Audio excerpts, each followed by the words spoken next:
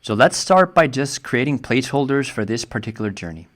So in the beginning, we just want, once the ticket is purchased, send a thank you note to an individual, and maybe, send a video from the show itself to that person, just to kind of give a teaser about the show itself. Second step, we want to make sure that maybe a day before the show or a few days before the show to send them a form and just kind of remind them that if they buy food now, they can get it at a discount. Kind of do a call to action to also just simplify things on our end, because preparing a lot of food for all the guests can be pretty tedious. Third part, maybe, on the show itself, let's send them a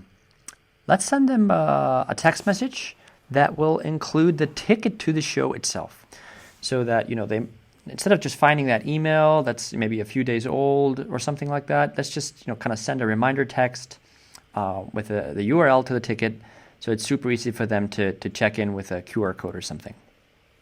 So that's roughly the process. And maybe, maybe a survey. Let's send a survey out. How was the show itself, and just ask people how they felt about it. Maybe, sign up for a mailing list or something like that. So that's roughly the 4 things that I want to make sure happens. But to do it a little bit more detailed, I'm going to branch this out. So, kind of just the first item is going to start, and then let's just move this into 4 different columns to kind of make the overview easier. And also maybe I want to add some things under each. So that's roughly how I want to, mock up the event itself. And here you go. We've actually built out the journey itself. So basically, once somebody buys a ticket online, trigger all the steps below. So the first thing we want to make sure happens is to send out this message, welcome to the theater. Once that happens, we want to wait 1 day before the show starts, and then we're going to send out another form. We're going to ask people to buy food online so it's ready when the show starts, and they can do so at a discounted price. And maybe we also want to log that order into another system just for accounting purposes. And then, the third trigger, on the day of the show at 3 o'clock, we want to send a text message to the individual that bought the ticket with the ticket attached. And then after the show itself, we want to send kind of a post-show survey. And it kind of feels better to have this maybe in a separate bracket, so let's just move all of these items that came here below to the right. Once the survey form has been filled out, we want to log those results in Airtable, because some of our people just love Airtable. And then we want to have some condition here. So basically, in this kind of form survey, if somebody wanted to really get signed up for our email list, then we're going to automatically add them to that. And that might be MailChimp or some other tool that we like. So this is just an example of how it is. And the first step is, before we kind of open every action and configure it, we just want to take a look at these forms. So it's like 1 form, 2, 3 forms so far in the journey itself.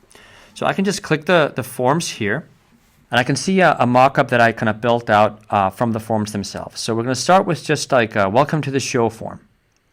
And here we just kind of added this simple video from YouTube with kind of cats. Let's just say that that's the show that's going to get shown.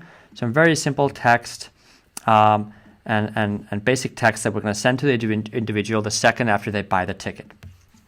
Now the second form we built is just an order form where you can buy food before the show. And here there's many ways of building this out. Here we just built something very simple with the menu and special requests, those sorts of things. But when you build these things out in the form, you can either have, let's just show you here, just say a multiple choice question. And you can either do it by just kind of adding the options manually, like popcorn, or whatever it might be that you're kind of buying, or you can have an actual list that's going to get synced with the system that you can add here. So let me just show you that for a second.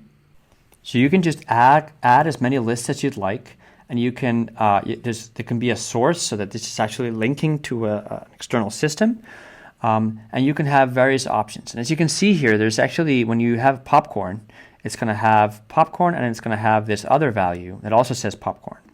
But this is actually a technicality here because you can have a value associated with popcorn.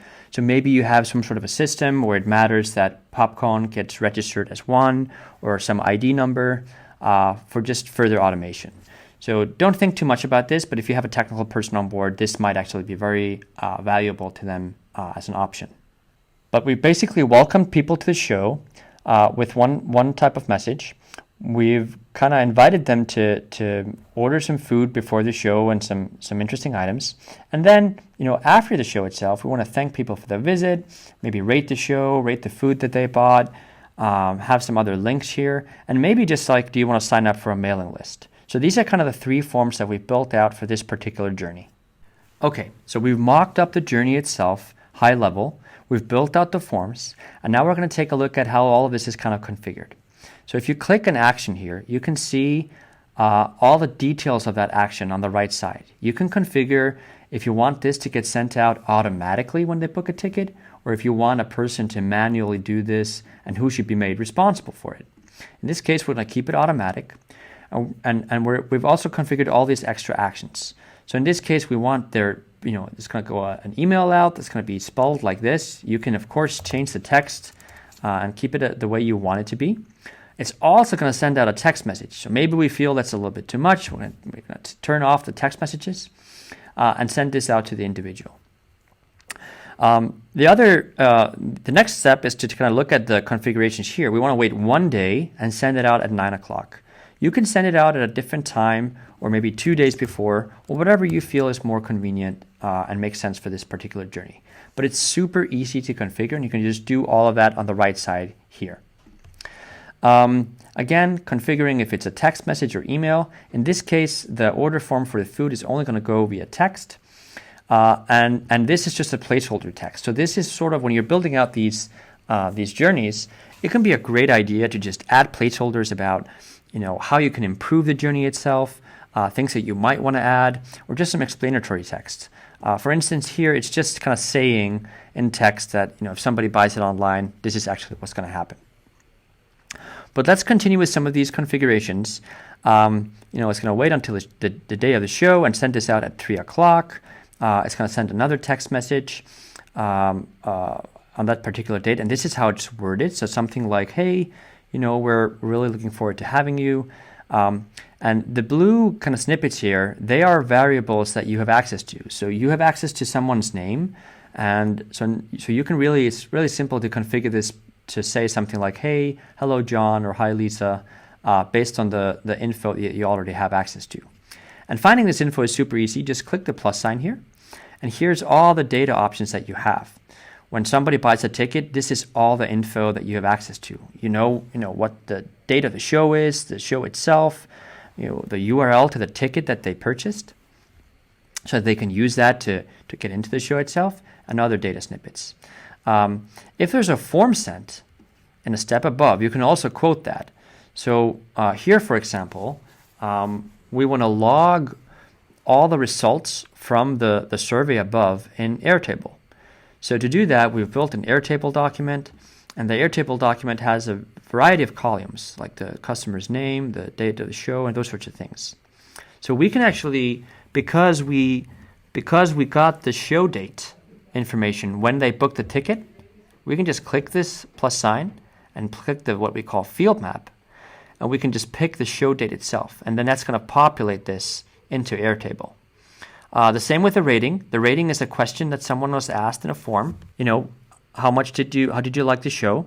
And whatever they selected here, that's going to go into Airtable based on this field mapping. Conditions. Now, this is another action that you can put in. You can say something like, hey, if you want to sign up for the email list, then you should log this into another system like Mailchimp or some sort of email list tool that you're using. So it's super easy. You're actually here picking an element from the form itself above the survey here, and you're saying, hey, if you want to sign up, which is yes, please, then you should go continue and do this. If you don't want to sign up, don't do that step. So this is only going to continue and trigger this step as long as somebody said that they actually wanted to sign up. So now let's take a look at how this actually looks like for the person buying the tickets. So you as an individual hear about a show and you buy it online. Now, because there's an API integration between the ticket sales websites and journeys, it's automatically going to create a ticket holder as a traveler in the journey to start the journey itself. Now, seconds later, after this individual buys the ticket, the journey for this individual, this traveler, automatically started. They bought the ticket online, and that's going to trigger all these other steps. First step is to trigger the first form. This form got sent to the individual the second that he bought the ticket. They haven't filled out the form yet, but you can see that the message went out at what time, and you can resend it or take a look at the link by simply copy-pasting it if you want to. If something is green in color, that means that we've triggered that action and it's completed. In this case, the form itself here has been sent, and the traveler has filled out the form. In this case, we're still waiting. This date hasn't applied yet, and that's why it hasn't triggered the next step in the journey. If it would have triggered this step, this part here, send form, would turn orange in color, and if they would fill out the form itself, it would turn green, moving on to the next step within this journey. So I hope you enjoyed this episode of Workflow Wednesdays and love to hear your comments.